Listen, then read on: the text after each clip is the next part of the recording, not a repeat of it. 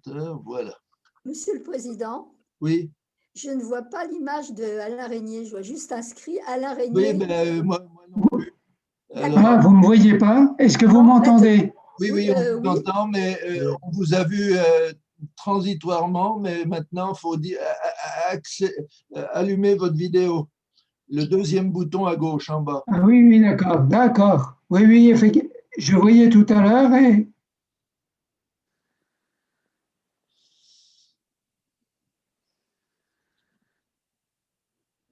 autorisé.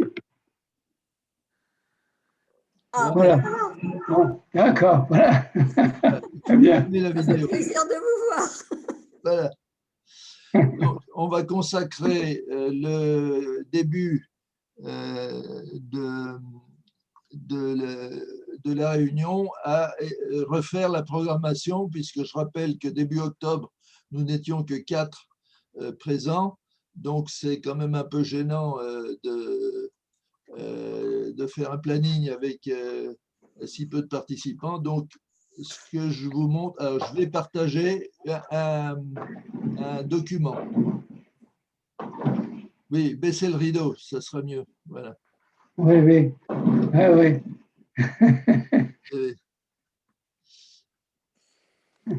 Parce que moi, pareil, j'ai ma fenêtre derrière moi, j'ai fermé les volets, sinon on ne se voit pas, on Oui, est oui. en contre-jour. Donc pour le moment, nous sommes 7. Alors, je vais partager un document.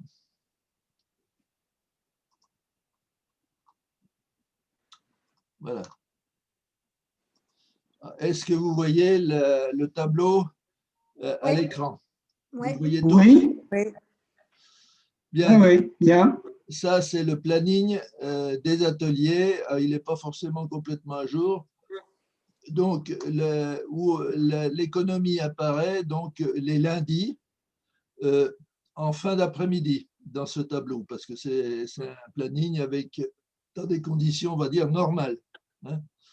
Mais on peut très bien maintenir le jour jusqu'à preuve du contraire.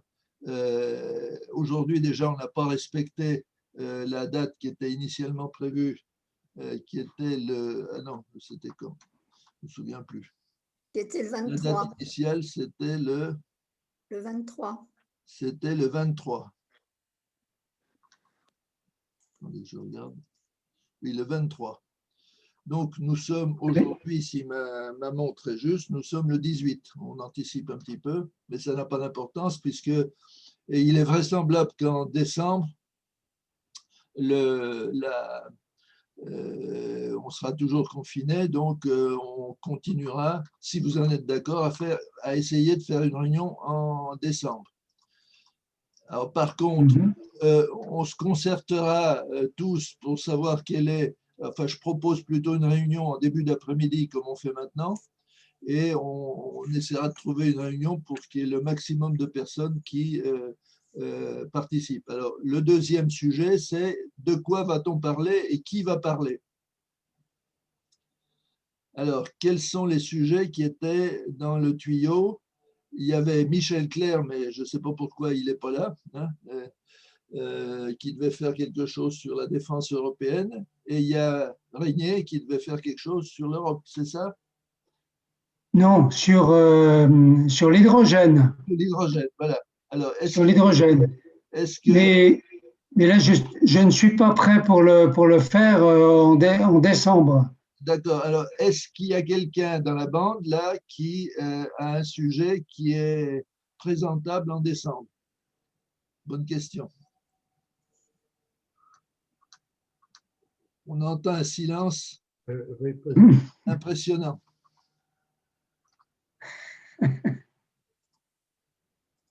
Personne. Je vais quand même appeler Michel Clerc parce que ça me paraît bizarre qu'il n'apparaisse pas. Ah si, voilà. Il vient de s'excuser. Donc, il s'occupe de sa sœur qui a un problème de santé. Bon. Je vais quand même l'appeler au téléphone pour savoir si son sujet était prêt, lui. parce que je crois qu'il avait déjà travaillé dessus.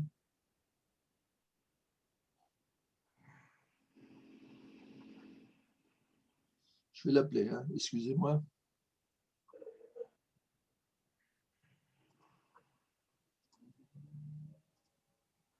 S'il répond.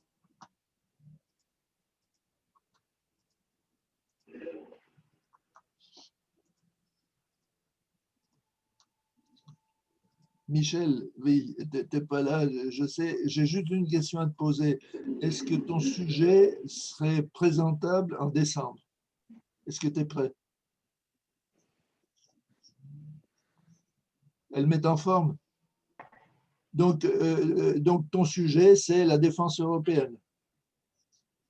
D'accord. Donc, Michel Clerc vient de me dire au téléphone qu'il peut présenter ça en décembre, à une date à convenir. Hein, voilà. Oui, oui, oui, non, mais bon, à la mi-décembre, quoi, voilà. Pas à la veille de Noël, quoi, on va dire, même si on n'y va pas. Voilà, merci, allez, au revoir. Bon, donc, voilà une bonne nouvelle. Donc, je vais noter, donc, décembre, défense européenne.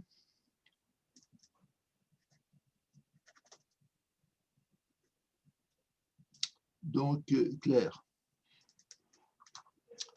Ensuite, janvier. Qui est partant pour janvier? Jean-Pierre Durski. Moi, je veux bien présenter. Je veux bien présenter le sujet en janvier. Alors, hydrogène, janvier. Oui, c'est ça. Janvier, Régnier. Alors, pour le moment, on postule, enfin, on anticipe qu'on ne soit plus confiné en janvier, donc ce serait le lundi 25 janvier. Est-ce que ça convient à tout le monde, autant qu'on puisse se projeter au mois de janvier? Bon, qui ne dit rien consent. Donc, on note cette date-là. Ah, j'avais compris qu'au mois de février, c'est Jean-Pierre Durski qui proposait quelque chose. Alors, au mois de février, il n'y a pas de date disponible. Je crois que c'était le 1er mars qu'on l'avait dit. C'est ça. 1er mars. Voilà, économie. Alors, Jean-Pierre, 1er mars, ça te va? Il ne répond pas. Jean-Pierre Durski.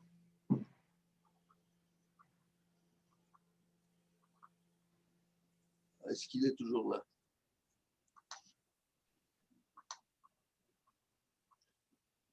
Il s'est sauvé. Je ne le vois plus. Si, je le vois là.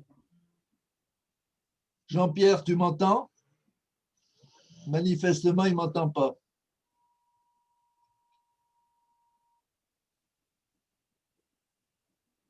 Nous ne t'entendons pas. Alors, je vais l'appeler au téléphone. Ah, c'est pas simple, hein? Ne ricanez pas. On ne se permettrait pas. Hein?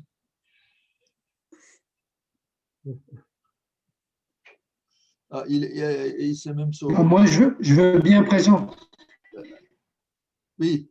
Je veux bien présenter le sujet en janvier. Oui, ben, Régnier, oui, janvier. OK. Alors, Jean-Pierre. Oui, c'est ça. Tu m'entends? Mais nous, on ne t'entend pas. Allume le bouton de gauche, en bas à gauche.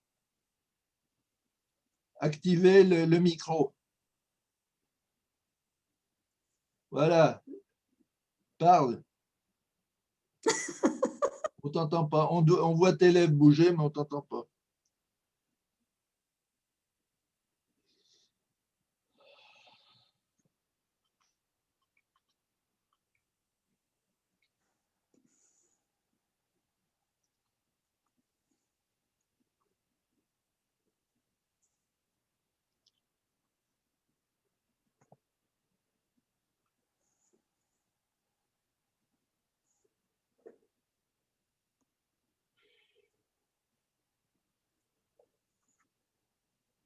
Bon, apparemment, il n'a pas son portable sur lui.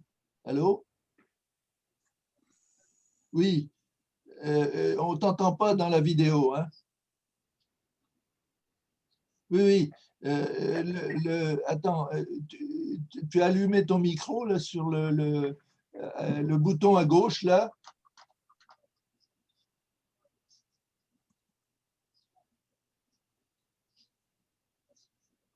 Oui, mais on ne t'entend pas. Et toi, tu nous entends?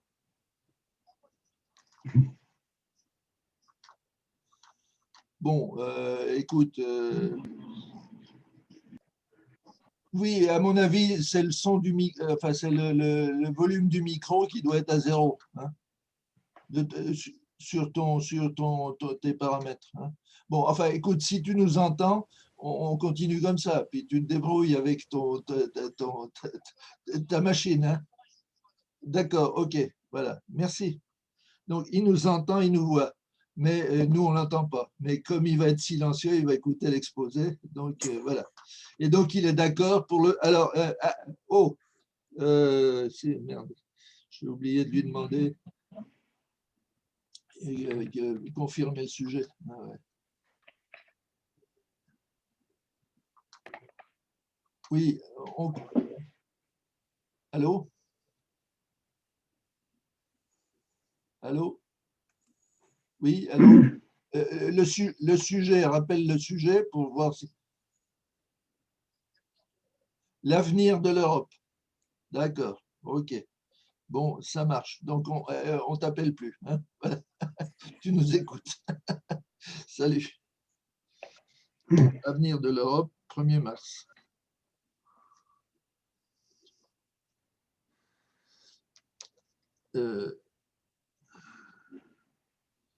Ensuite, je réaffiche le planning.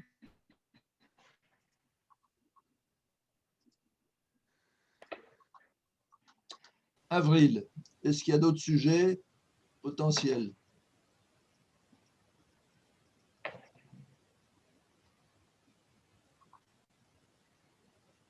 Pas d'amateurs? On avait parlé d'aéronautique Oui, lors de la dernière réunion.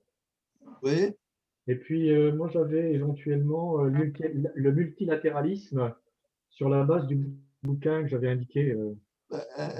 À mon avis, l'aéronautique, c'est un bon et un mauvais sujet à la fois, parce que comme c'est la merde la plus totale, Voilà. c'est un peu conjoncturel, quoi. Oui. Et donc, moi, à mon avis, il vaudrait mieux attendre un petit peu que tout ça, ça se calme avant Oui. de reparler de ce type de sujet. Par contre, le multilatéralisme, oui, c'est un bon sujet. Vous êtes Bon. partant? Bon, écoutez, je vais bien trouver moyen de trouver quelque chose. Là, d'ici le mois d'avril, ça doit être Oui, jouable. ça devrait aller. Allez, je prends.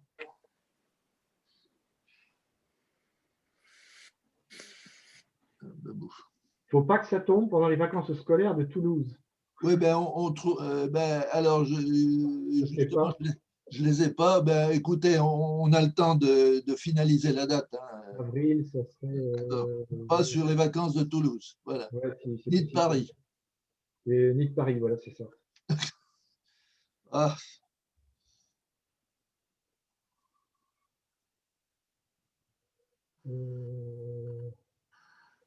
Bah, c'est-à-dire que ça serait ou tout début avril ou alors fin avril. là, on avait marqué le 6 avril. On avait déjà discuté de ça. Le 6 avril, donc c'est le lendemain de Pâques, hein. Enfin le lendemain du lundi de Pâques. Non, le 6 avril. Oui, oui, c'est Oui, Oui, c'est le mardi de Pâques. oui. enfin, oui, C'est le mardi 6 avril, hein. oui, c'est un Oui. mardi. Oui. Bah, si, exception, enfin, oui, un mardi, ça élude, oui, parce que c'est pas un lundi. Mais on peut le faire le 7 ou le 8, hein. C'est pas Oui, ben allez, on va. Oui, d'accord. Oui.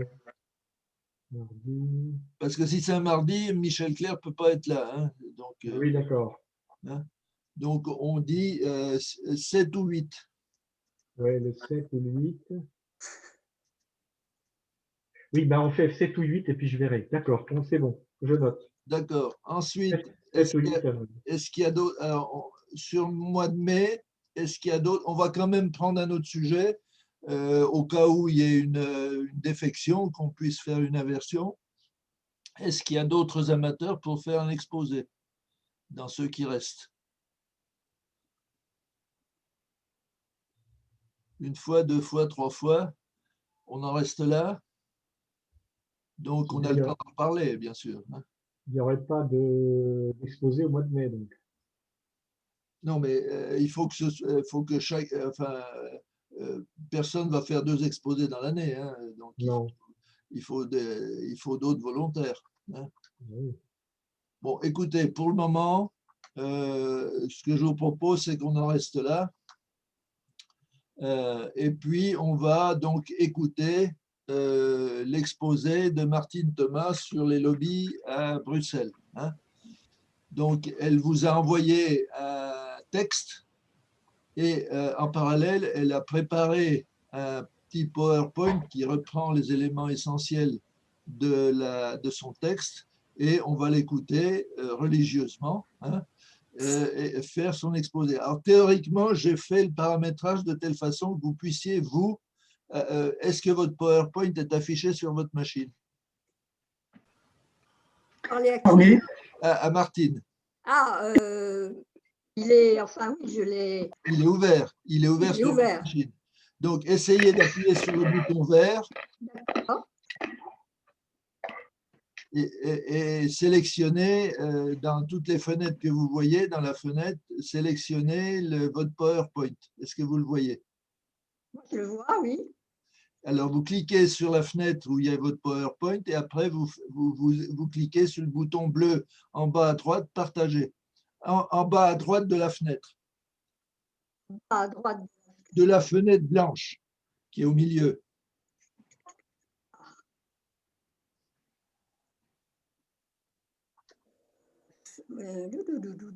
Alors, parce que vous n'avez pas le PowerPoint là. Si, je l'ai, mais si vous voulez, c'est plus facile si c'est vous qui faites défiler les plans. Ah oui, mais il faut que je revienne sur. Voilà, vous revenez. Pour la vidéo, Qu'est-ce qui est affiché vous voyez votre PowerPoint pour le moment. je ne vois que mon PowerPoint. Oui, Oui. alors donc vous revenez sur, La vidéo, sur Zoom, hein.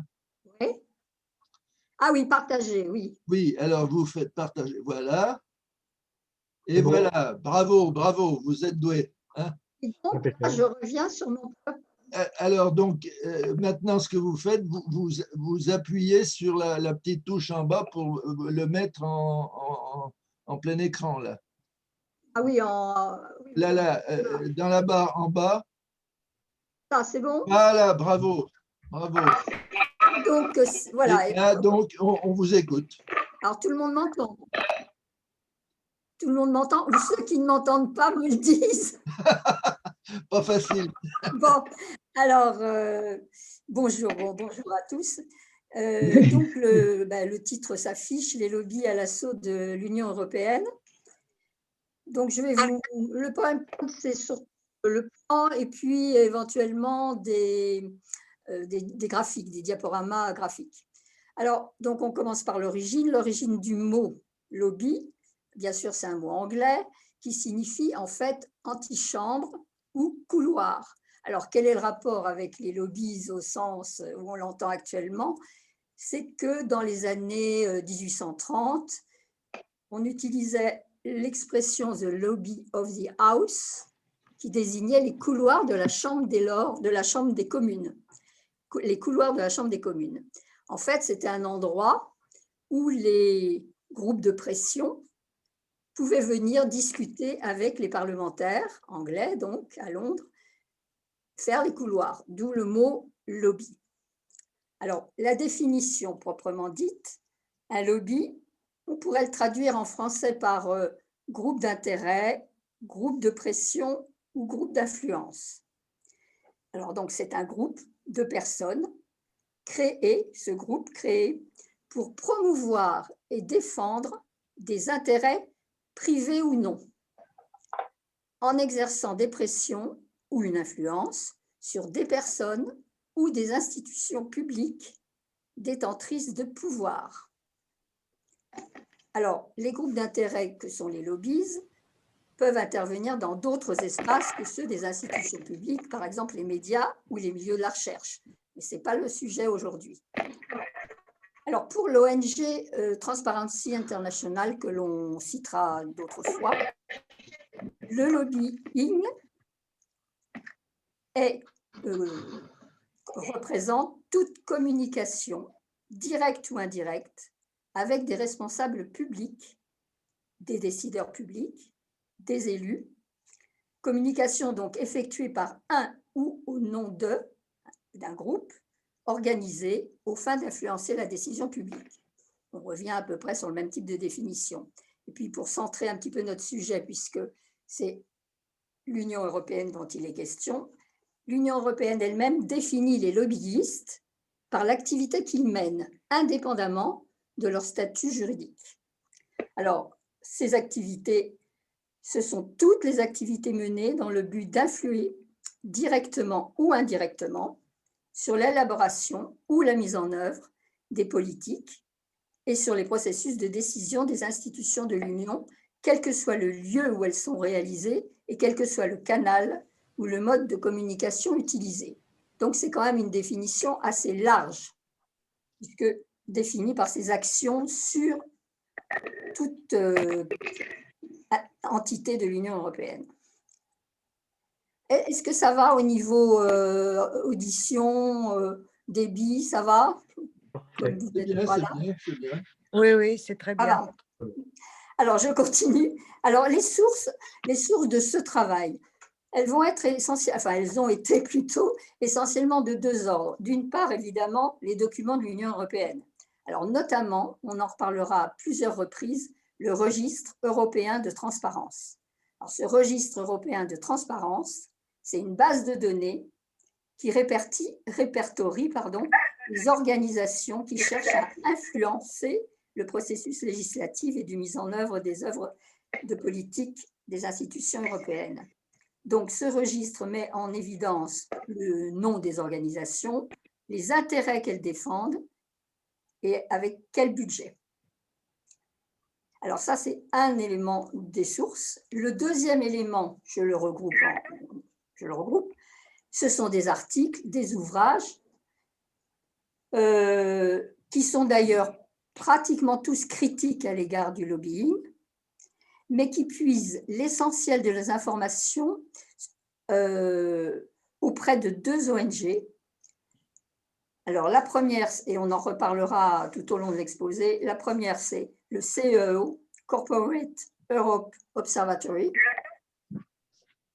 dont l'objectif est de révéler les tactiques, la puissance de feu financière, l'accès privilégié et les relations des acteurs du lobby et des entreprises, et leur influence sur les politiques européennes.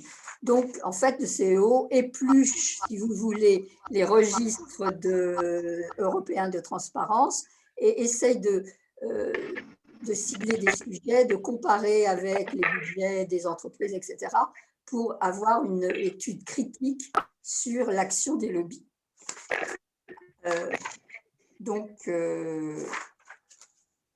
Des lobbies sur les politiques européennes. La deuxième ONG sur laquelle toutes les études se reposent, c'est Transparency International, donc, que j'ai déjà cité, dont la vocation principale est la lutte contre la corruption des gouvernements et des institutions gouvernementales au niveau mondial. Alors, il y a Transparency International Europe, Transparency International France, etc. Donc, le sujet, enfin, le chapitre suivant, Tocqueville contre Rousseau, c'est-à-dire les lobbies sont-ils un relais de la société civile ou constituent-ils un dévoiement de la démocratie? Alors, en d'autres termes, les lobbies pervertissent-ils le processus démocratique?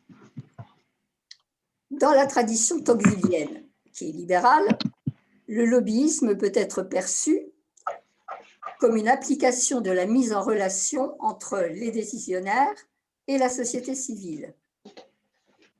De ce point de vue-là, on peut dire que le lobbying n'est pas mauvais en soi quand il permet aux groupes d'intérêt de défendre leurs vues face à des décisions qui peuvent les affecter. Mais 3 principes doivent être respectés: l'équité, l'intégrité et la traçabilité. On dirait aussi la transparence. Alors, à l'inverse, la tradition rousseauiste considère au contraire le lobbyisme comme étant l'expression d'intérêts purement particuliers. Il menace donc intérêt général que seule la puissance publique peut représenter. En France, on est évidemment plutôt dans cette deuxième acception, cette deuxième conception des lobbying, ou du lobbying plutôt. Voilà. Alors, historique au niveau de l'Europe, les lobbies ont participé à la construction européenne, à la construction de l'Union européenne, dès le début. Les premiers bureaux de lobby, enfin considérés comme les premiers bureaux de lobby, se sont ouverts à Bruxelles en 1959. Et à l'époque, il y avait 71 groupes d'intérêt industriels et commerciaux. Historiquement, les institutions européennes se sont toujours appuyées sur les organisations patronales pour renforcer leur légitimité, notamment au niveau de la construction de l'Europe. L'Union européenne, les institutions de l'Union européenne ont eu du mal à s'imposer par rapport aux institutions nationales. Or, il y a eu une émergence d'organisations patronales européennes sur lesquelles l'Europe s'est appuyée pour justement asseoir son nouveau pouvoir par rapport aux institutions nationales. Et on citera notamment l'ERT, European Round Table of Industrialists, créé en 1983. Cette ERT, on en reparlera, ça reste une des plus puissantes entreprises de lobbying. Donc, créée en 1983 par les présidents de Volvo, de Philips et de Fiat. À l'époque, c'était Agnelli. Et l'ERT rassemble les 49 plus grandes entreprises européennes situées dans 18 pays de l'Union européenne. Elle s'est donnée pour objectif de stimuler la compétitivité mondiale de l'industrie européenne. Et elle mène un intense lobbying auprès des institutions européennes. Elle a nettement influé sur le texte de l'Acte unique européen de 1986 et sur le texte du traité de Maastricht en 1992. D'une manière générale, la pratique du lobbying s'est développée surtout dans les années 80. Et pour conclure ce chapitre, on citera la Commission européenne elle-même qui, donc en 1992, dit la Commission a toujours été ouverte aux idées du monde extérieur. Ce dialogue s'est révélé fructueux pour la Commission comme pour les intéressés. Les fonctionnaires reconnaissent la nécessité de cet apport extérieur bien accueilli par eux. Et d'une manière générale, on peut dire que la Commission européenne est réputée pour être facile d'accès aux groupes d'intérêt, donc aux lobbies. Donc maintenant, on passe au chapitre suivant. Combien sont-ils? Alors, combien sont-ils? C'est difficile à savoir, mais en gros, dans les années 1992, la Commission européenne estimait que 3000 groupes de personnes faisaient du lobbying, environ 3000 dans les années 92. Là, vous voyez sur le tableau, en 2012, on est à 5517. En 2018, on est à 11 853. Voilà, en 2020, en janvier 2020, 11 882, enfin, ça reste du même ordre. Donc, les chiffres les plus récents, c'est janvier 2020, 11 882 organisations inscrites au registre de transparence dont on a parlé tout à l'heure.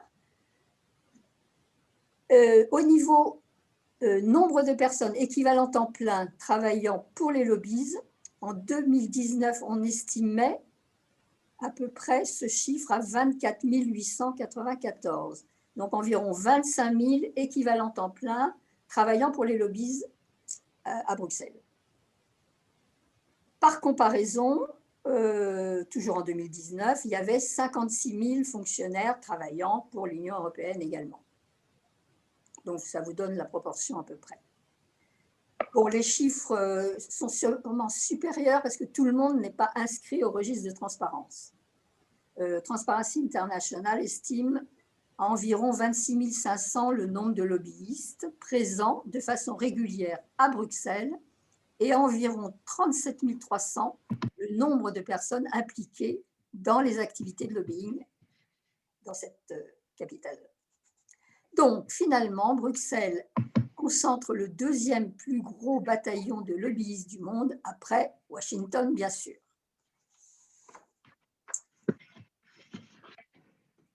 Qui sont les lobbyistes? Alors, les lobbyistes, donc là, vous avez la liste des différentes catégories de lobbyistes. Les lobbyistes maison, donc ce sont les plus nombreux d'abord. Ils sont employés soit directement par des entreprises, des fédérations industrielles, des associations professionnelles représentant un secteur d'activité, soit ces lobbyistes appartiennent à des groupes intersectoriels. Les deux groupes les plus importants sont la Table ronde des industriels européens, dont on a parlé tout à l'heure, l'ERT, et Business Europe. On va le voir sur un document tout à l'heure. Business Europe, qui est le principal lobby patronal du continent, présidé actuellement par Pierre Gattaz. Alors, le nom de ces groupes d'intérêt, on parle des lobbyistes maison, le nom de ces groupes d'intérêt ne sont pas toujours le reflet de leur activité. Ainsi, American Chamber of Commerce, AmCham, n'est pas une chambre de commerce, mais une organisation qui représente les intérêts d'une soixantaine de grandes firmes américaines comme Chevron, Mars, Pfizer, dont on parle beaucoup, la Walt Disney Company par exemple. Alors par contre, il y a un groupe d'intérêt qui s'appelle Europatat. Donc là, le nom est plus explicite. Donc voilà pour les lobbyistes maison. Les cabinets de lobbying. Alors les cabinets de lobbying emploient des experts en relations publiques, en politique publique. On peut citer notamment Fleishman Hillard, dont on reparlera, APCO, qui est très important aussi. Alors le cabinet Fleishman Hillard a été cité dans les Monsanto Papers. Je ne sais pas si ça vous dit quelque chose. On parle de Monsanto Papers comme on a parlé de Tobacco Papers. Ce sont des documents qui sont sortis sur la firme Monsanto, comme son nom l'indique. Et dans ces nombreuses divulgations, il y avait le fait que le cabinet en question avait constitué des fichiers, ce qui est tout à fait interdit d'ailleurs, sur des personnalités, notamment de l'Union européenne, mais pas seulement, bien sûr, classées en fonction de leur capacité à être retournée en faveur du glyphosate. Voilà. Ensuite, à part les cabinets de lobbying, il y a les cabinets d'avocats, qui interviennent soit en amont au moment de la rédaction des lois, soit en aval pour les contester devant un tribunal. Mais en plus de leur service traditionnel d'avocats, de conseil juridique, ils fournissent des services de lobbying auprès des institutions de l'Union européenne. Alors, très important aussi, les think tanks. Les think tanks, on peut traduire, que tout le monde connaît, qu'on peut traduire par laboratoire d'idées, donc qui sont d'importants véhicules d'influence, financés souvent par des grandes firmes ou des associations professionnelles. Alors, leur fonction, c'est l'organisation. J'entends des drôles de bruit. Oui. Tant pis, avancez. D'accord. Leur fonction, organiser la proximité, créer des opportunités d'influence au quotidien. Alors, ils organisent des conférences, des lunch débats, des discussions avec les fonctionnaires bruxellois et les parlementaires européens. Ces événements sont calqués sur l'agenda parlementaire, législatif et réglementaire. Leurs outils, c'est un petit peu de répéter par différents canaux le même message. Ce sont les hauts lieux du réseautage, du pied dans la porte. Le pied dans la porte, c'est le fait de dire que qu'il est plus difficile pour un fonctionnaire européen, par exemple, ou un parlementaire, de refuser un rendez-vous avec quelqu'un qu'on a rencontré dans une réunion de quelque type qu'elle soit, qu'avec le signataire d'un mail.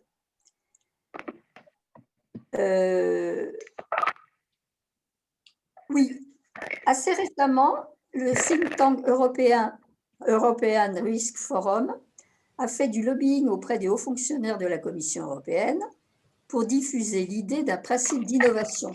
C'est une chose très importante parce que ce principe d'innovation aurait pour vocation de contrebalancer le principe de précaution. Le principe d'innovation, c'est-à-dire la possibilité de considérer qu'il faut préserver la capacité d'innovation, ce qui peut être considéré comme étant freiné par le recours au principe de précaution. Et ce principe donc d'innovation figure effectivement dans le préambule du programme de recherche de l'Union européenne Horizon Europe.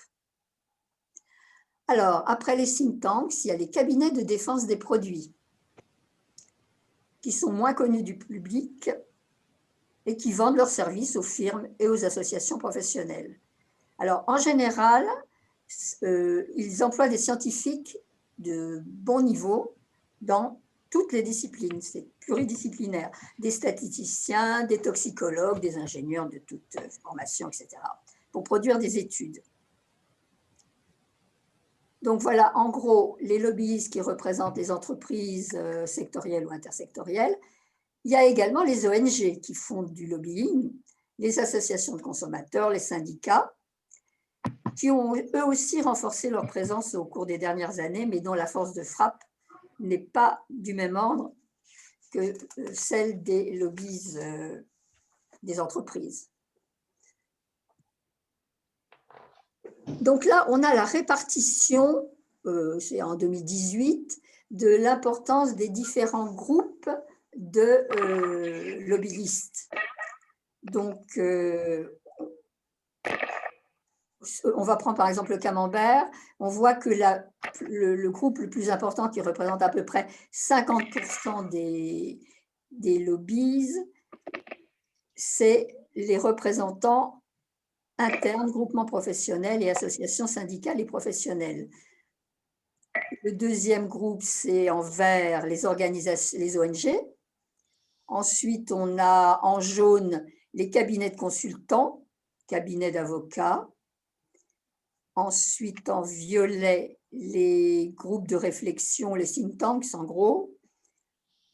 Ensuite, en orange, les organisations qui représentent les autorités locales, régionales, municipales et publiques ou mixtes. Et puis, en dernier, on a les représentants des églises et communautés religieuses.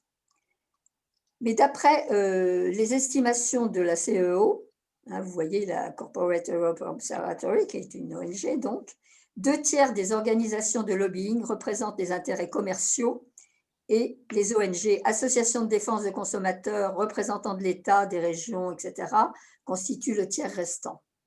Donc 2/3 pour les entreprises, 1/3 pour les ONG et représentation locale. Alors là, c'est très, très difficile à dire. Là, on a un chiffre de 2015 qui est donc largement dépassé. Bon, on retrouve à peu près les chiffres que j'ai donnés tout à l'heure du total de fonctionnaires européens, le total de lobbyistes. 1,2 milliard dépensés par an par les lobbies. Bon. c'est sûrement très sous-évalué. Alors, quels sont les lobbies les plus actifs? Alors, il y aura deux classements. Un, c'est celui-ci, celui des entreprises proprement dites, et l'autre, on verra, ce sera plutôt les groupes intersectoriels. Alors, dans les entreprises, donc là, on a des chiffres de 2019. Donc, c'est les sommes dépensées. Vous voyez que, vous voyez le tableau, hein, Google avec 6 millions d'euros par an. Bon, ensuite, Microsoft, la Shell, Facebook, Siemens, ExxonMobil, Bayer, BASF, Deutsche Bank, Dow. Donc ça, ce sont les entreprises les plus actives. Maintenant, je n'ai pas trouvé de tableau, j'ai été obligée de le faire un peu manuellement, donc on ne va pas lire toute la liste. Simplement, on voit que le premier, on va quand même citer les plus importants, le CEFIC, Conseil européen de l'industrie chimique. C'est la plus grosse organisation de lobbying en Europe. Elle représente les intérêts européens de 29 000 firmes chimiques. Sans compter que chaque secteur d'activité de l'industrie chimique dispose en plus de sa propre organisation de lobbying. On a par exemple le CPA qui représente les pesticides, l'UIPP qui représente le lobby français des pesticides. Donc, l'industrie chimique, c'est quand même un gros groupe de lobbyistes. Parmi les plus gros lobbyistes, on trouve aussi en numéro 3 le Fleishman-Hillard, dont j'ai parlé tout à l'heure à propos des Monsanto Papers. Donc, à peu près 7 millions d'euros par an, 60 lobbyistes.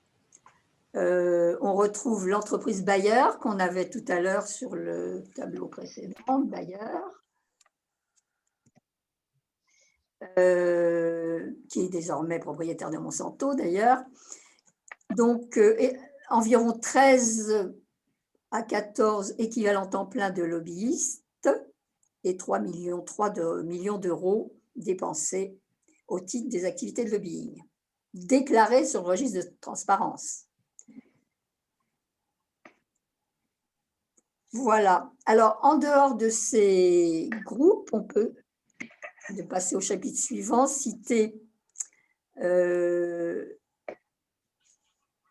un des principaux think tanks, FOE, Friends of Europe,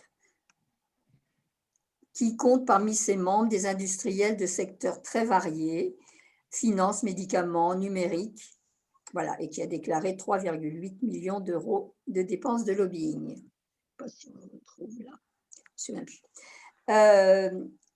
Au niveau ONG, on citera HEAL, Health and Environment Alliance, qui regroupe plus de 70 organisations environnementales, professionnels de santé, mutuelles, et qui déclare 680 000 euros de budget, dont plus de la moitié en subvention d'ailleurs, en subvention publique européenne. Alors, pour mémoire, parmi les lobbyistes français actifs au niveau européen, on peut citer les entreprises et fédérations des secteurs de l'énergie, des technologies, sécurité télécom, de l'automobile, et puis les banques qui arrivent ensuite, et également citer l'Institut Jacques Delors et le Syndicat national des entreprises artistiques et culturelles. Voilà pour les Français. Alors, qui influence-t-il ? Qui influence-t-il ? Je vérifie mon temps de parole. Les policy officers, les agences réglementaires et leurs comités scientifiques, les groupes d'experts. Alors, d'une manière générale, il faudrait dire que pour être efficace, le lobbying doit s'exercer le plus en amont possible, c'est-à-dire à la phase la plus précoce, à laquelle les grandes orientations sont déjà définies. Donc, de là découle le fait que ce sont les fonctionnaires de la Commission européenne qui sont les premières cibles du lobbying. Les policy officers, ce sont des responsables des politiques publiques qui œuvrent au premier stade de l'élaboration de la loi. Alors, ils sont inscrits dans toute une hiérarchie avec leur chef d'unité, leur directeur, les directions générales. Ils sont tout à fait au sommet de la hiérarchie administrative. Et au-dessus de cette hiérarchie administrative, les commissaires européens, qui, eux, ne sont sollicités que pour des problèmes évidemment proportionnels à leur pouvoir et d'égal à égal. Donc, c'est par exemple un PDG de grand groupe qui cherchera à rencontrer ou entrer en contact avec les commissaires européens. Sinon, la plupart des influences s'exercent au niveau des fonctionnaires européens, fonctionnaires de la Commission européenne. Alors, le deuxième groupe cible des lobbying, ce sont les agences réglementaires et leurs comités scientifiques. Les agences réglementaires sont un peu à part de la fabrique de la loi. Il y a vraiment un bruit qui est très gênant. Continue quand même. Donc, ces agences réglementaires ont une mission scientifique et technique. Elles doivent émettre des avis avant la mise sur le marché des produits et également ensuite elles doivent fournir des dossiers, enfin évaluer les produits qui sont déjà sur le marché. Donc ces agences réglementaires, vous les connaissez, il y a l'agence du médicament, par exemple, le EMA, qui est à Londres, il y a l'agence des produits chimiques, l'ECHA, qui a été à Londres et qui est actuellement à Amsterdam. Non, l'EMA est à Londres, l'agence des produits chimiques, l'ECHA est à Helsinki, et il y a l'EFSA, l'autorité européenne de sécurité des aliments, qui siège à Parme et qui est depuis une dizaine d'années très critiquée pour sa proximité avec les industriels des secteurs qu'elle doit contrôler et les conflits d'intérêts au sein de ces panels d'experts. Donc les agences réglementaires sont vraiment une cible privilégiée des lobbies. Alors, les groupes d'experts. Les groupes d'experts, ce sont… Alors, il faut penser que lorsque la Commission européenne étudie un sujet, elle met en place des groupes d'experts. Par exemple, en 2011, j'avais trouvé une étude qui montrait qu'il y avait à peu près 1000 groupes d'experts mis en place par la Commission européenne. Donc, ces groupes d'experts ont pour mission de conseiller la Commission dans l'élaboration des lois, des réglementations, etc. Et donc, l'intérêt des lobbies… Allô, excusez-moi, mais on n'entend rien là. Hein. On n'entendait pas. Couloir. Ah oui, moi aussi j'entends ça. On va faire une petite pause là. Oui. Je propose à tous les auditeurs de couper leur micro. Voilà, c'est ça qu'il faut faire, effectivement. Ouais.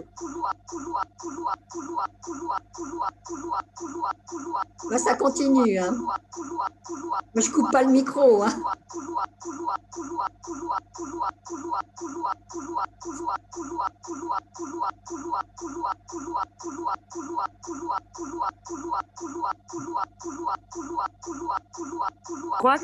Je crois que c'est chez François Perrault qui a le micro qui clignote.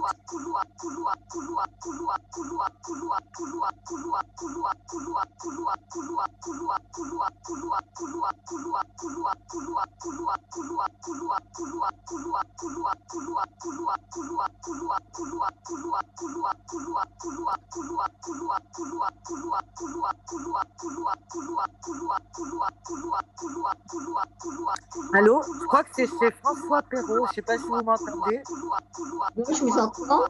Voilà, je vois, moi, la liste des participants, il y a un micro qui clignote, c'est chez François Perrault.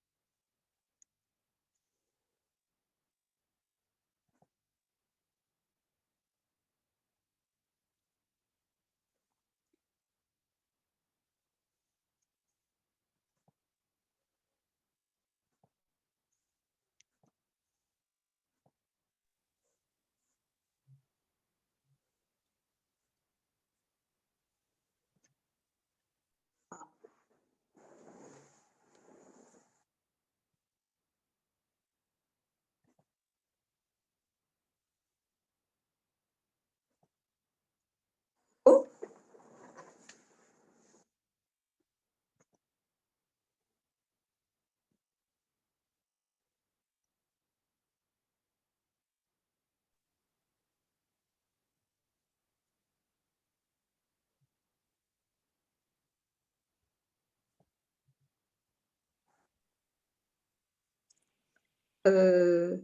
vous m'entendez?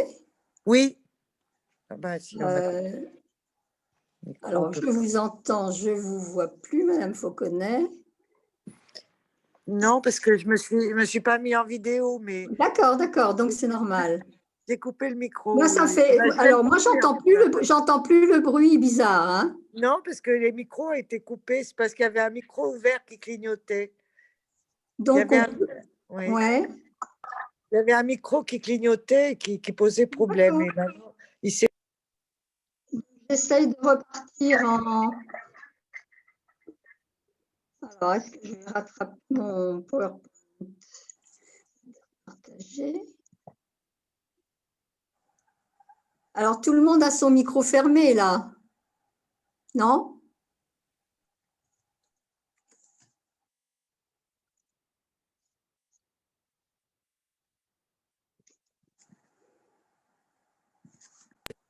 Oui, là, tout le monde a son micro fermé, sauf vous. Vous pouvez y aller. Oui.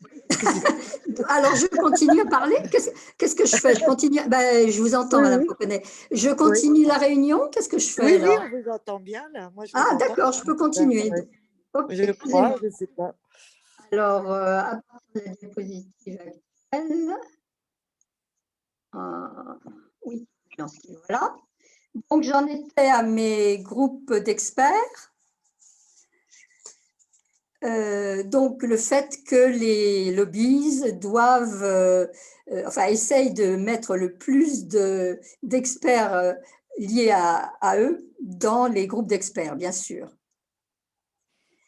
Des critiques sont formulées par certains collectifs comme le CEO ou d'autres, relayées par les députés européens à gauche de l'échiquier politique pour dénoncer une surreprésentation des lobbies industriels et commerciaux dans les groupes d'experts, ainsi que des situations de conflit d'intérêts pour ces experts. Vous savez ce que c'est, les conflits d'intérêts. Donc, c'est le fait qu'ils soient à la fois directement ou indirectement en salariés ou en tout cas rémunérés par les entreprises qu'ils défendent pas forcément de façon transparente. Le rapport publié par CEE en 2013 démontre par exemple que dans la composition de 38 groupes d'experts mis en place par l'EFSA, en 2012, il y en avait 58% qui étaient en conflit d'intérêts, dont 9 des 11 présidents de panel.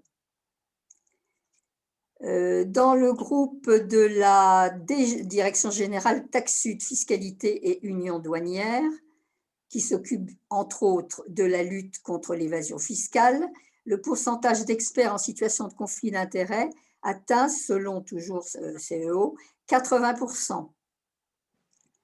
Les LuxLeaks ont également révélé qu'au sein du groupe d'experts des politiques fiscales figurait PwC plus précisément, célèbre cabinet de conseil de 350 multinationales spécialistes des montages complexes d'optimisation fiscale. Après la crise financière, le groupe d'experts mis en place par la Commission a été présidé par Jacques de Larosière, que nous connaissons, et 4 de ses 8 membres étaient proches de Goldman Sachs, de Citigroup, de Lehman Brothers et de BNP Paribas. On peut multiplier les exemples. Le groupe CARS 21 de la Direction générale entreprise comprenait sur les 19 experts extérieurs 13 représentatifs des intérêts de l'industrie automobile, dont 5 appartenaient à l'Association des constructeurs européens d'automobiles, BMW, PSA, Renault, Volkswagen et Volvo. Comment influence-t-il la procédure législative? Donc, on a vu que la pratique du lobbying au quotidien est assez bureaucratique. Il faut, pour les lobbyistes, connaître parfaitement les procédures législatives, bien sûr, les rouages de l'administration, les hiérarchies, et il leur faut transmettre le bon message au bon moment et à la bonne personne. Alors, le bon message, c'est souvent ce qu'on appelle un position paper, c'est-à-dire un exposé de position, qui est élaboré par le secteur concerné ou les entreprises concernées sur un projet législatif. Donc, ce position paper est répété de toutes les formes, sous toutes les formes possibles. Rendez-vous, email, pièces jointes, conférences, événements. Et c'est en répétant le même message finalement, en multipliant les canaux de transmission, que l'on finit par être entendu.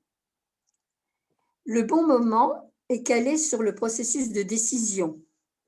Alors, ce sont à chaque fois qu'il y a des discussions internes à la Commission, à chaque fois qu'il y a des débats au Parlement, des négociations au Conseil européen,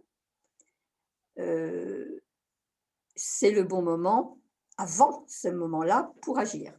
Et la bonne personne, eh bien, ça dépend du stade du processus. D'une manière générale, il s'agit pour les lobbyistes d'établir des relations fluides avec les fonctionnaires chargés du dossier ou avec les eurodéputés également chargés de ce dossier. Au niveau des députés, la bonne personne est surtout celle qui sera réceptive au message et qui pourra le défendre au sein du Parlement. Quelle stratégie les lobbies adoptent-ils? Donc, voilà la liste. On va commencer par la coopération.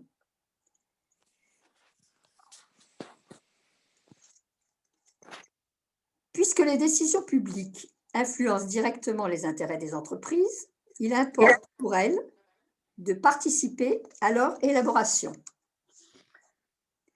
Vous me suivez toujours? Je n'entends plus personne, là. Oui, moi Oui. je vous entends très bien en tout cas, mais c'est normal parce que les micros sont coupés normalement. Donc, la capture du régulateur consiste à infiltrer les lieux d'expertise et de pouvoir. Cette capture du régulateur a donc pour cible préférentielle les fonctionnaires de la Commission européenne. Ce qu'il faut bien comprendre, c'est que les lobbies ne sont pas vraiment extérieurs, mais ils sont plutôt intégrés au champ bureaucratique de la Commission, de l'organisation de la Commission européenne. Il s'agit d'une coproduction de textes réglementaires coproduction dès les brouillons initiaux, et non pas d'une influence qui s'exercerait de l'extérieur dans une phase avancée du processus de décision. Un lobbyiste décrit ainsi son activité. Nous, on est un peu des bureaucrates. Je connais le vocabulaire et à force de nous impliquer dans les dossiers, on devient maître de nos sujets. Une fois qu'on a, disons, une connaissance technique, plus la connaissance stratégique ou politique, c'est plus facile. Je pense que les membres nous font plus confiance et c'est plus facile de s'imposer devant eux.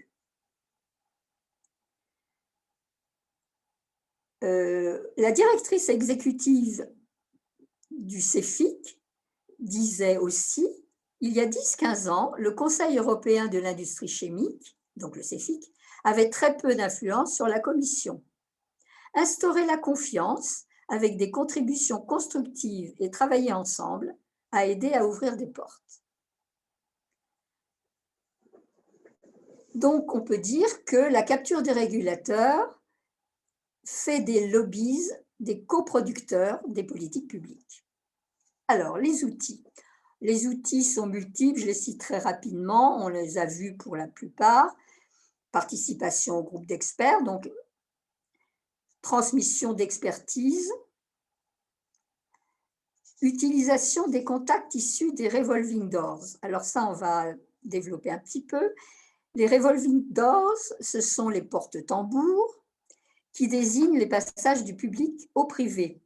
Ainsi, les cabinets de lobbying aiment bien recruter des personnes passées par un ou plusieurs postes à la commission.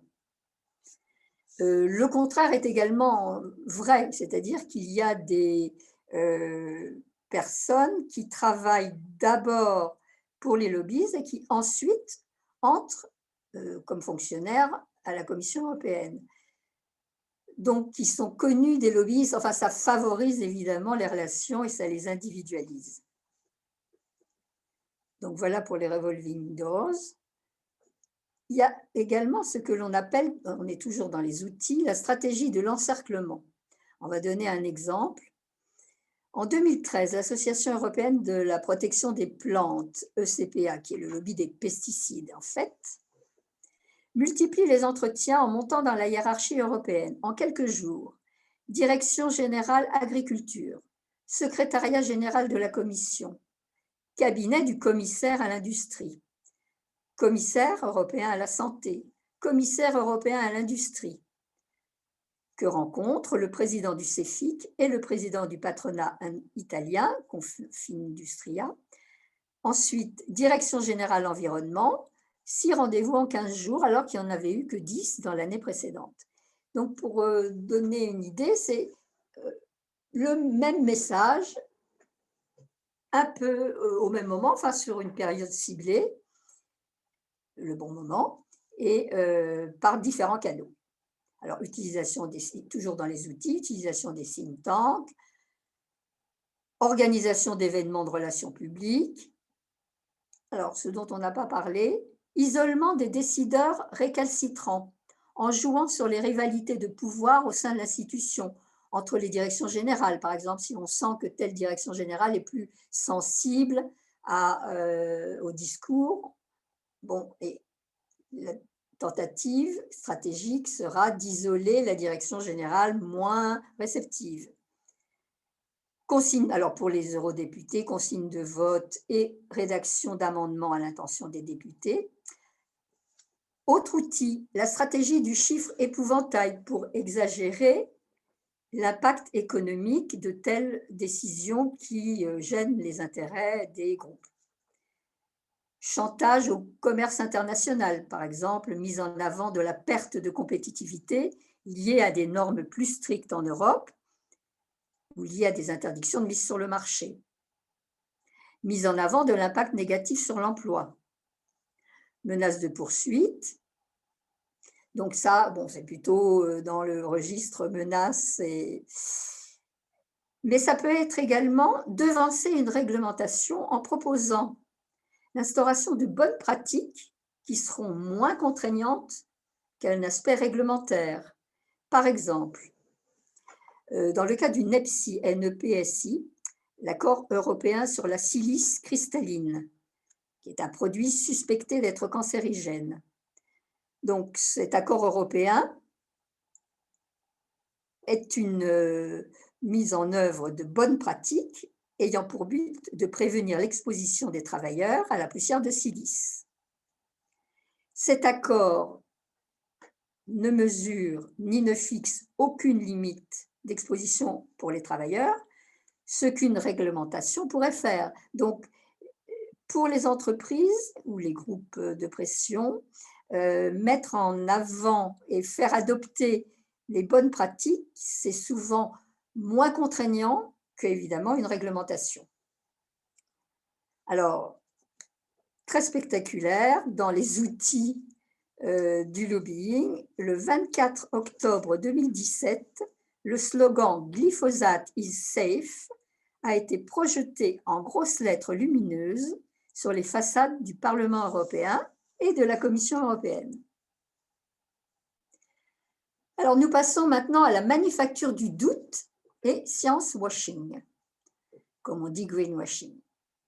Alors, il s'agit de susciter le doute sur la qualité du travail effectué dans le cadre de la mission scientifique qui sert de base à la réglementation. Donc, les entreprises vont produire des études ou financer des études ou produire également des critiques d'autres études pour relativiser et mettre en doute les études scientifiques qui prouveraient l'aspect cancérigène, enfin négatif, de tel ou tel produit. Donc, on peut considérer dans ce registre et qu'il peut y avoir également donc, attaque et décrédibilisation des études universitaires indépendantes ou des études issues des autorités régulatrices. Attaque et décrédibilisation des scientifiques qui produisent ces études. Ça, c'est le côté négatif. Le côté positif de l'intervention, création de liens, financiers ou non, avec des scientifiques et leurs organismes de recherche. Par exemple, en finançant les universités, les entreprises, évidemment, acquièrent un pouvoir.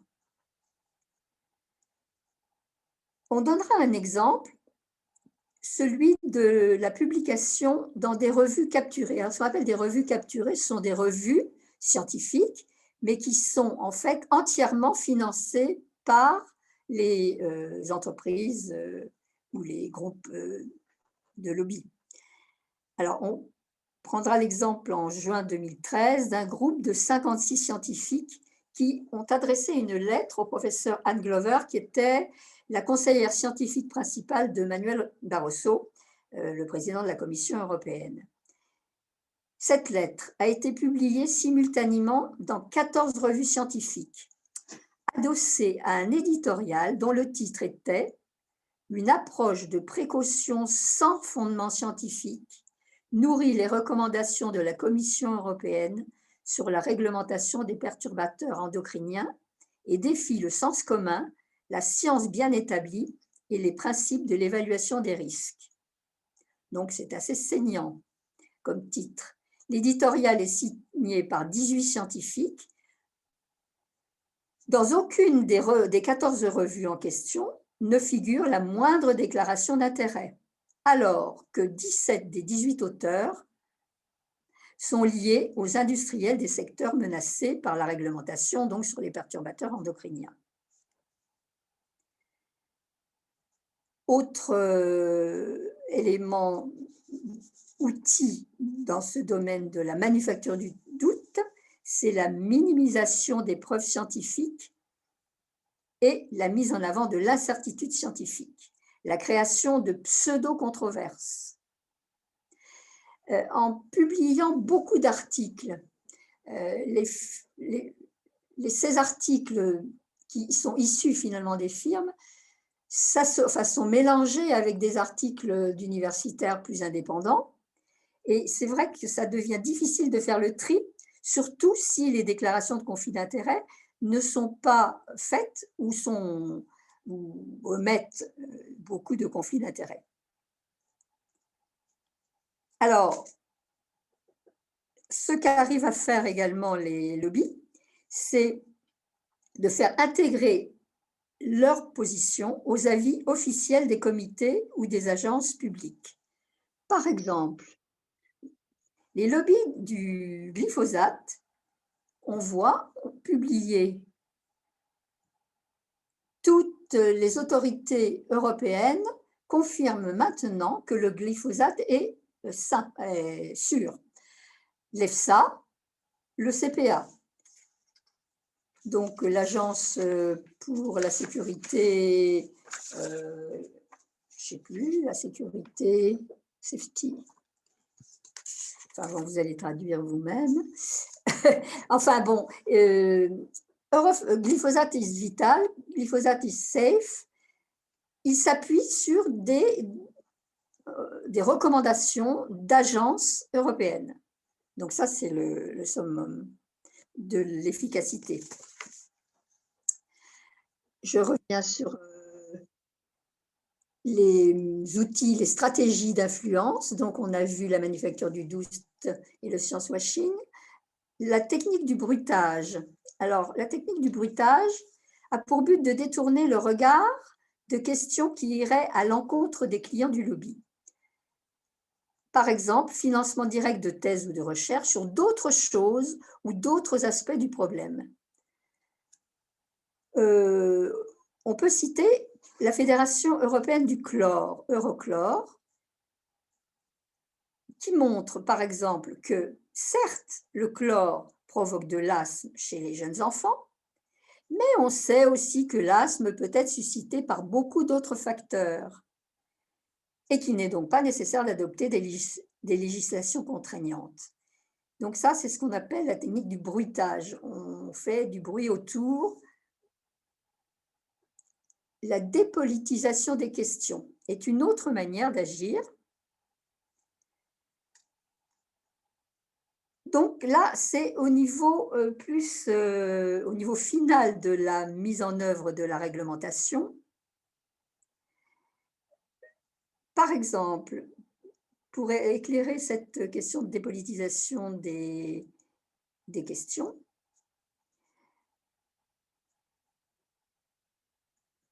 le lobby réunissant les représentants des industriels producteurs de métaux cherchait à argumenter auprès de l'ECHA, donc l'agence européenne, sur le fait que les valeurs proposées par cette agence n'étaient pas raisonnables car trop strictes. Alors, ce lobby a organisé une argumentation commune. Dans cette réunion, il y avait des participants doctorants en toxicologie, représentant chaque métal, avançant des arguments. Alors, certains arguments étaient politiques, c'est-à-dire pouvant faire l'objet d'une opposition visible médiatiquement. Par exemple, l'effet que les effets sur les souris et sur les humains ne pouvaient pas être comparés. Alors, ces arguments politiques ont été écartés au profit d'arguments plus techniques. Par exemple, les standards proposés par l'agence sont en décalage par rapport aux standards internationaux et les conditions d'expérimentation ne sont pas les mêmes que les conditions de travail. Donc, ces argumentations plus techniques sont beaucoup plus difficiles à défendre par les associations genre de consommateurs ou les ONG donc c'est plus difficile pour les ONG d'argumenter sur le plan technique que d'argumenter sur le plan politique, puisque leur outil principal aux ONG, c'est la médiatisation. Donc, d'une manière générale, les débats sur les dangers de tel ou tel produit sont déplacés sur un terrain technique où la contradiction par les ONG est bien plus rare que dans l'espace médiatique. Alors, le sponsoring. Le sponsoring, bon, tout le monde sait ce que c'est. On donnera un exemple. En 2019, la présidence du Conseil européen était roumain. La présidence était roumaine. et elle s'est fait sponsoriser par Coca-Cola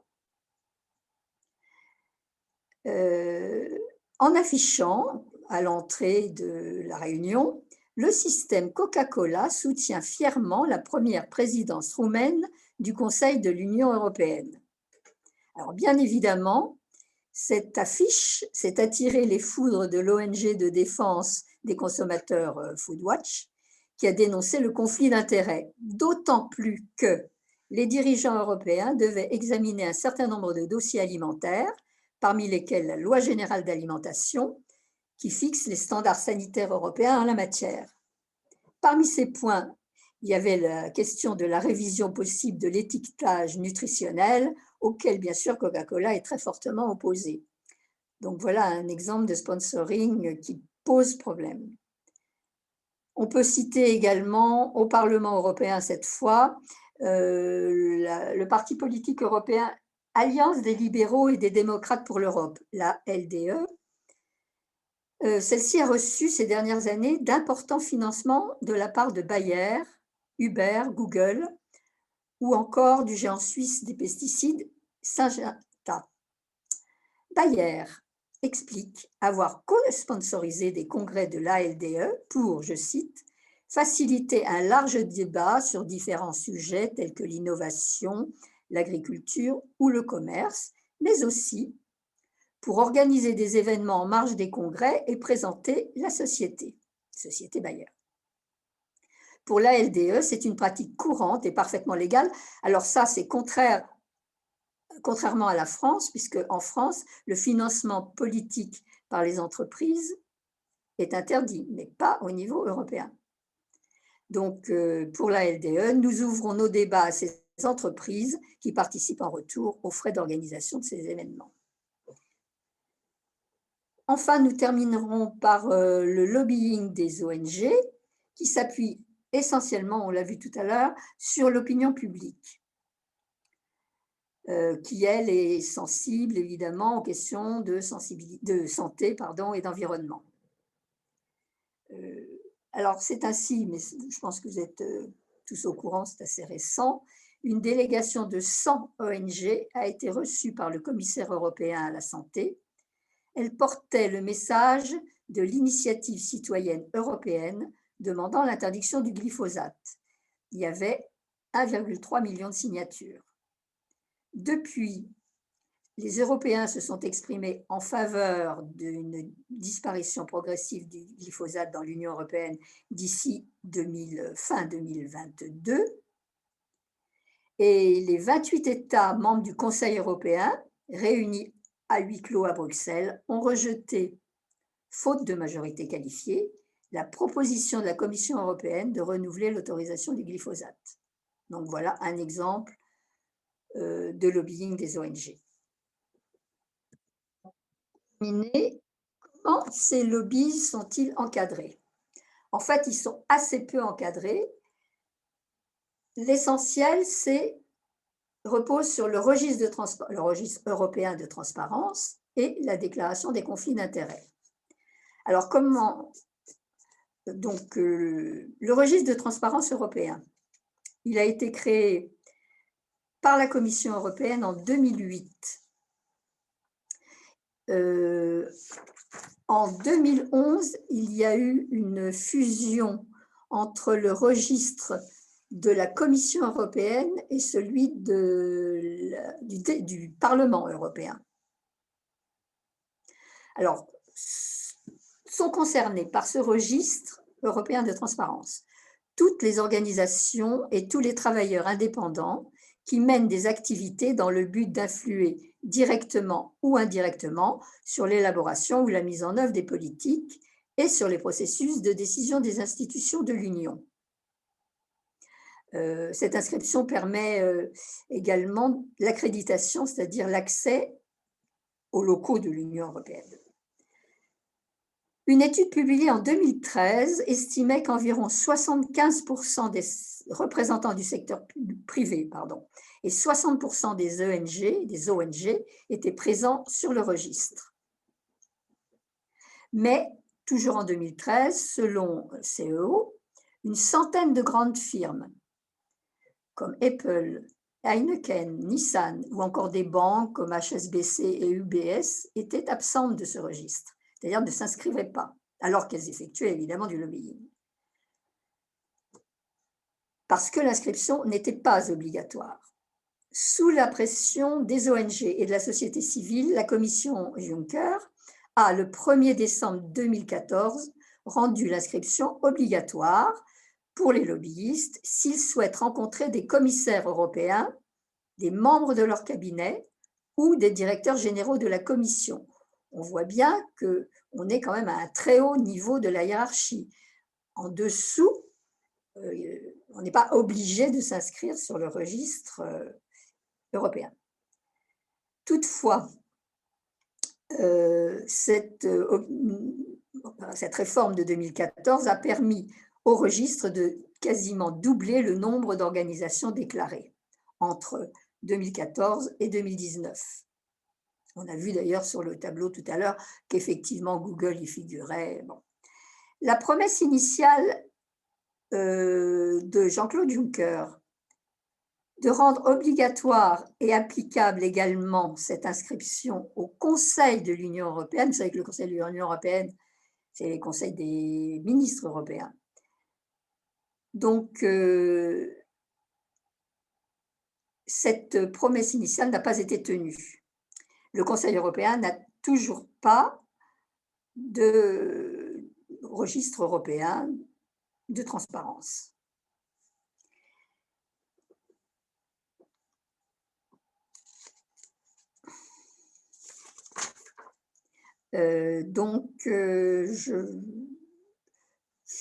Je parlerai là des déclarations de conflits d'intérêts.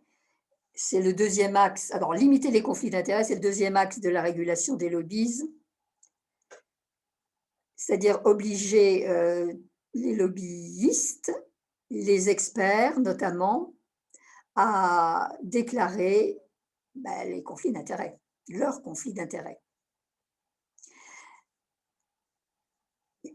Cet axe permet également de limiter les transferts de personnel entre le monde politique, c'est-à-dire Commission européenne et Parlement européen, et les lobbyistes. La seule interdiction qui existe concerne les anciens commissaires européens qui ne peuvent travailler pour un lobby moins de 18 mois après l'arrêt de leur fonction sur des sujets en rapport avec leurs anciennes responsabilités.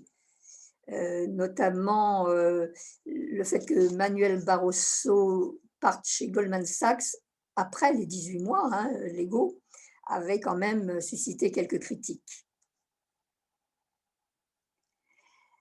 Alors, pour ce qui est de la discussion, finalement, les lobbies sont-ils efficaces? Oui, incontestablement, il n'y a qu'à voir leur nombre, mais aussi leurs résultats. Si l'influence des lobbies est telle, c'est qu'elle bénéficie d'une écoute bienveillante de la Commission européenne. On notera toutefois que la législation européenne est quand même la plus avancée en termes de protection de la santé et de l'environnement. Deuxième question, ces lobbies sont-ils légitimes? Alors, s'il apparaît légitime que les groupes industriels défendent leurs produits, fournissent des études, soient des partenaires écoutés par les décideurs, la question est plutôt de savoir si leur influence n'est pas excessive et si les contre-pouvoirs sont suffisamment forts. En conclusion, l'omniprésence des lobbyistes au sein des institutions européennes participe-t-elle du fonctionnement démocratique ou bien le pervertit-elle? Voilà, je vous remercie de votre attention. Et je repasse en vidéo.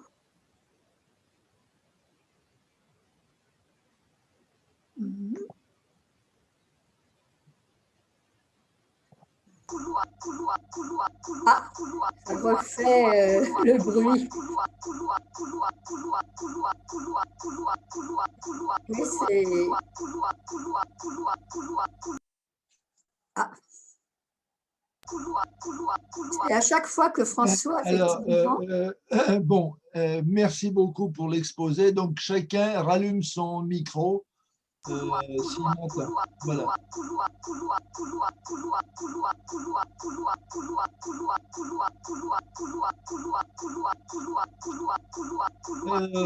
Attendez, je vais...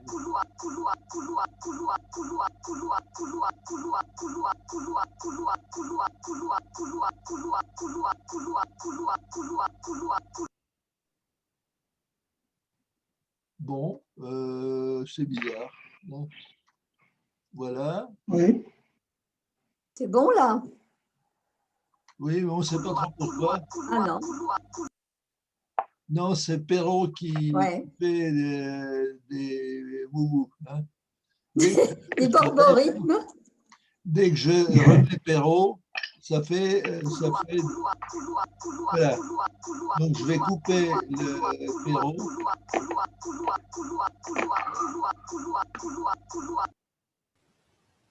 Voilà. Quand je coupe Perrault, donc il y a un problème de couplage avec Perrault. Hein.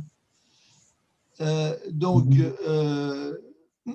on peut commencer la discussion en live, on va dire. Hein. Donc, une fois de plus, on vous remercie du travail que vous avez fait, puis de l'effort que vous avez fait pour mettre ça sous forme, je dirais, un petit peu sans PowerPoint. Hein. Je vais commencer par la première question, le problème du conflit d'intérêts. Il est bien évident que c'est un sujet délicat et difficile, mais supposons qu'il n'y ait aucun conflit d'intérêts. Non, mais posons ça comme hypothèse. Dans quelle organisation pourrait-on trouver des experts compétents qui puissent prendre des décisions? C'est un vrai sujet, puisque aujourd'hui, dans les sujets techniques sont de plus en plus complexes. On a le sujet de la santé. En ce moment, on a parlé du glyphosate, mais le Covid, c'est exactement le même sujet. C'est d'une complexité absolument extrême. Et ce que dit Raoult en disant « Regardez, tout le comité, il a des conflits d'intérêts », lui aussi, il en a. Mais supposons qu'on enlève tous ceux qui n'ont pas de conflit d'intérêts, le comité scientifique serait vide. Oui. On ne peut pas supprimer les conflits d'intérêts, on peut simplement les exposer. Voilà. De façon la plus complète possible. La plus complète possible. Donc, je crois que ça, il faut un peu démystifier cette chose-là. Dans les domaines, moi, que je connais, vous savez lesquels, cette question-là a été récurrente, si vous voulez. Et le fameux lobby nucléaire, ce n'est pas un mythe, il existe, et j'en fais partie. Donc, mais à contrario, si vous voulez, le nombre de bêtises ou de mauvaise foi qu'on entend dans les antinucléaires, il y a 95% des antinucléaires qui sont incompétents. Je ne parle pas de leur malhonnêteté intellectuelle, mais qui sont incompétents sur le sujet. Bien sûr. Ça, c'est une vraie difficulté. C'est une vraie difficulté. En disant, il y a les sachants d'un côté qui, eux, évidemment, font partie du système et dès qu'ils disent quelque chose, ah ben oui, c'est le lobby nucléaire. Il y a aussi le lobby des antinucléaires, c'est les ONG, hein, et le lobby des antinucléaires. L'argument qui consiste à opposer les lobbies, on va dire, financés et les ONG, c'est toujours, ah ben oui, mais les ONG, nous, on n'a pas de moyens. Alors, mon œil, machin, quand Greenpeace dit qu'il n'a pas de moyens, il a des bateaux de 5000 tonnes qui font des manifestations contre les plateformes pétrolières. Ce n'est pas la vente du muguet du 1er mai et les cotisations des adhérents qui permettent de financer ces choses-là. Les ONG puissantes ont des moyens, elles sont manipulées par des groupes d'intérêt, mais qui sont cachés. Donc, c'est un autre conflit d'intérêt. Donc, l'aspect virginal des ONG, c'est un mythe. Oui, mais c'est un mythe qui est bien entretenu par les médias. C'est mon point de vue et je le partage. Donc, Par exemple, il y a des gens qui surveillent également les ONG. Et je prends le cas de Greenpeace parce que c'est connu comme le loup blanc. Et Greenpeace a toujours refusé de présenter ses comptes. On ne connaît pas son budget et on ne connaît pas les sources de ses financements. Et chaque fois qu'on le met dans les cordes, il prend la tangente en disant mais non, nous on est, c'est l'argument typique que sortait le PCF dans le temps, c'est les cotisations de nos adhérents qui nous fournissent. Il ne faut pas prendre quand même les gens pour des cons. Effectivement, les petites associations de consommateurs, on peut toujours dire, effectivement, c'est les adhérents qui financent. Par contre, les gros canons des ONG, c'est trouble aussi. Hein, voilà. D'ailleurs, il suffit d'aller sur Internet pour voir, disons, parce qu'il y a eu aussi beaucoup de malversations, tout ce qui tourne autour des French Doctors, vous le savez très bien. Hein. Il y a eu, c'est la pompe Afrique. Vous regardez l'UNICEF. L'UNICEF, les gens qui sont des représentants, par exemple en Afrique de l'UNICEF, à quoi reconnaît-on un représentant de l'UNICEF qui est au milieu du Mali et au milieu du désert? C'est celui qui a la plus grosse bagnole. Bien évidemment. Et il est payé à prix d'or. Donc, il y a beaucoup à dire aussi au niveau des ONG.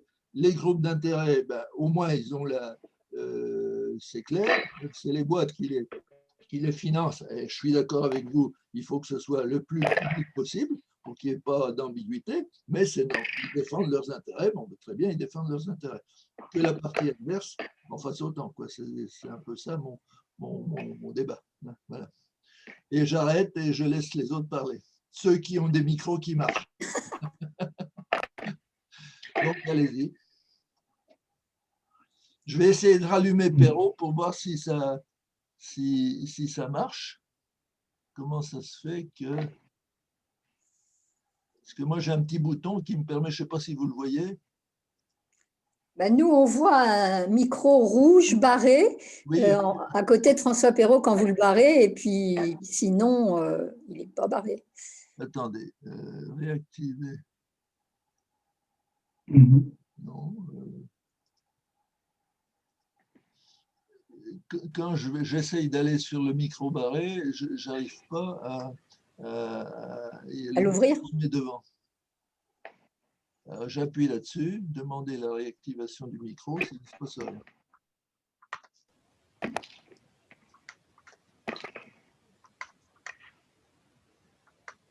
Je vais le faire là. Il est peut-être parti, pourtant non, il est toujours connecté. Hein. Est-ce que François Perrault nous entend? Évidemment, il ne peut pas nous répondre. Son micro est coupé. Bon, écoutez, donc est-ce qu'il y a d'autres personnes qui veulent intervenir suite à l'exposé? Ils ont tous dormi. Oui.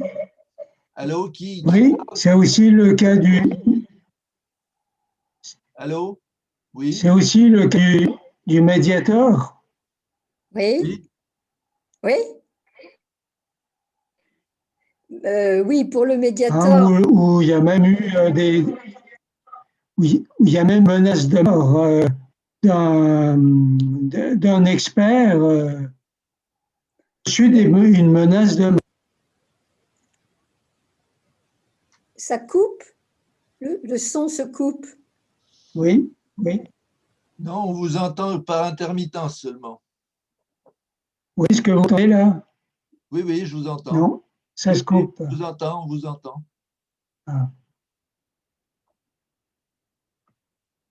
Enfin, on ne vous entend plus là. Allô, allô? Allô, la Terre? Non, apparemment, il y a au moins deux... Et Babou, là, il n'a rien à dire, puisqu'on le voit encore. Oui, moi, je pense qu'il est oui. de définir des normes sans faire appel à des données des industriels et des utilisateurs. Voilà. J'ai participé à des groupes de travaux, je dirais au niveau des syndicats professionnels, hein, qui ensuite remontait les informations auprès des instances de la Commission européenne. Et il fallait définir des normes. Les normes étaient définies sur la base des données des utilisateurs. Puis ensuite, il y a des données qui étaient remontées notamment à l'ECHA que vous avez cité, avec des dossiers techniques qui nécessitaient l'intervention de laboratoires a priori indépendants. Hein. Donc vous avez fait appel effectivement à des études de toxicité et qui étaient effectivement réalisées par des laboratoires indépendants qui donnaient, je dirais, leur verdict. Hein. Et ces laboratoires indépendants étaient missionnés par qui alors? Ils étaient mentionnés Missionnés par nous, bien sûr. Par vous, c'est-à-dire Par les industriels. les industriels, oui. Oui, oui, tout à fait. Et ces dossiers qui devaient donc remonter ensuite à l'ECHA, donc l'Organisation européenne des produits chimiques, hein, qui valide les produits chimiques. Et c'est quelque chose qui est très récent. Hein. Cette organisation, elle remonte à 2016. Hein. Ou attendez, en 2013, je suis en train de, ça remonte à 2013. Hein. C'est un organisme qui n'existait pas avant. Quoi, les chats? L'ECHA, c'est pas un organisme qui a toujours existé. Ah Hein. oui, oui, c'est l'agence, oui, oui, c'est les agences européennes. Qui est à Helsinki et qui avait donc une cinquantaine d'experts indépendants qui n'était pas possible de corrompre, hein, de toute façon, puisque de toute façon on transmettait les dossiers sans qu'il y ait de contact direct entre les industriels ou les organisations d'industriels par rapport aux experts. On attendait leur verdict, c'est-à-dire qu'on transmettait des dossiers sous format papier ou bien entendu un papier ou par voie électronique, mais qui comportaient toutes les données qui étaient demandées. Et c'était des dossiers relativement conséquents. Hein. Et notamment avec des analyses, des études d'innocuité des produits par rapport à des doses qui étaient fixées comme étant des doses utilisées, correspondant à des doses d'utilisateurs. Je voudrais intervenir sur un autre thème, justement sur les groupes d'experts. Moi aussi, j'ai une petite expérience de groupe d'experts à Bruxelles, d'avoir participé quelquefois à des groupes d'experts dans les domaines qui me concernaient. Et j'ai fait une constatation particulière, c'est que il y a une très grande hétérogénéité de participation des différentes nationalités des groupes d'experts. Et ma très petite expérience, et une chose qui m'a frappé, il y a toujours que des Anglais. Tout le temps, des Anglais. Parce que les Anglais, c'est des utilitaristes. Paradoxalement, ils sont contre l'Europe. Ils ont été 40 ans dans l'Europe. Mais en volume, la représentation permanente des différents pays, c'est de loin les Anglais qui sont les plus présents. Puisqu'on dit, les règles se fixent à Bruxelles, on y est en masse. Alors que le Français, il vient parce que il a pu dégager un petit créneau dans son emploi du temps, il fait un petit tour de piste et puis après on ne le revoit plus. Le deuxième pays qui est très présent, vous allez deviner qui c'est l'Allemagne. Oui.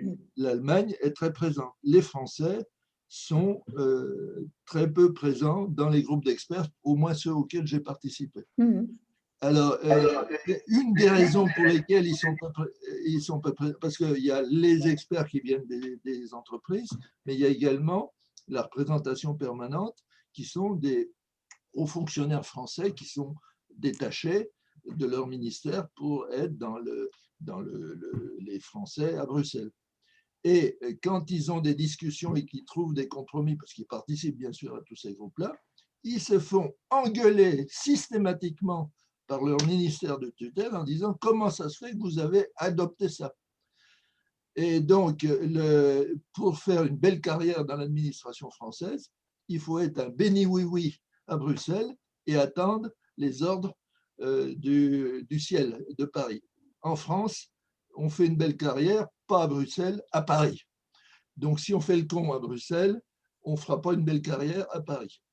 Donc, une des raisons pour lesquelles les positions françaises, en général, sont mal défendues à Bruxelles, c'est ce phénomène de centralisation extrême culturelle du fonctionnaire français, qui sont tous très brillants, hein, il n'y a pas de problème. Au niveau capacité, intelligence, ils ont fait les meilleures écoles, etc. Je ne citerai pas de nom pour ne pas faire de querelle d'école, mais il y a vraiment une difficulté culturelle, alors qu'un Allemand, et surtout un Anglais, il parle pour lui.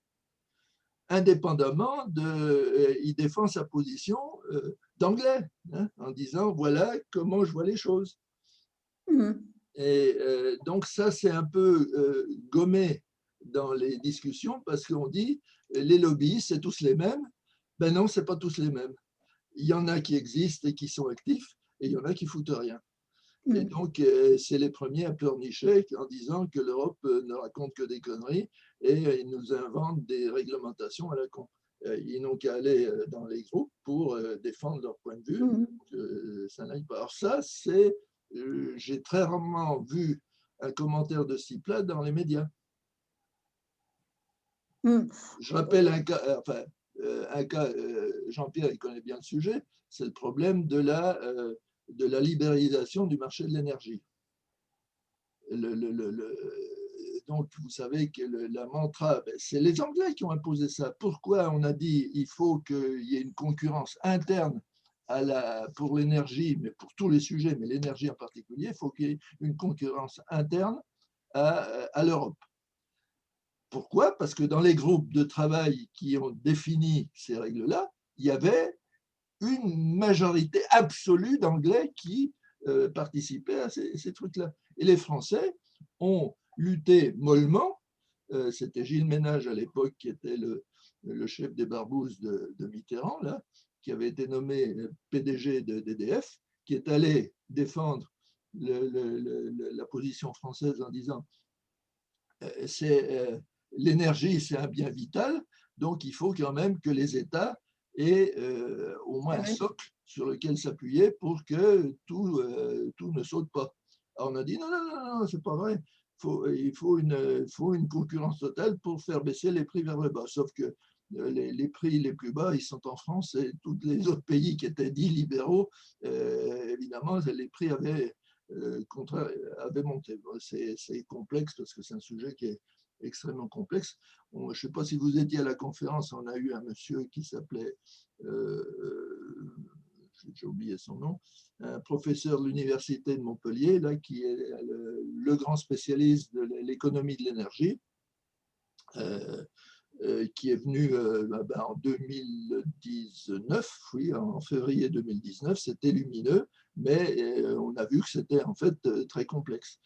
Et on a de très bons spécialistes pour discuter de ça, mais ils sont isolés à Bruxelles, tout simplement parce que ce n'est pas la doxa libérale, ultra-libérale, pour employer un mot qui est à la mode, de la chose. Et on dit, ce qu'il faut,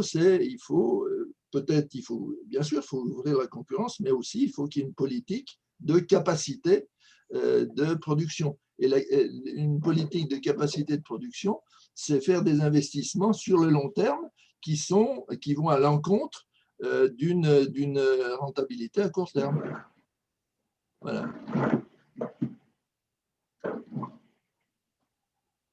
D'autres commentaires?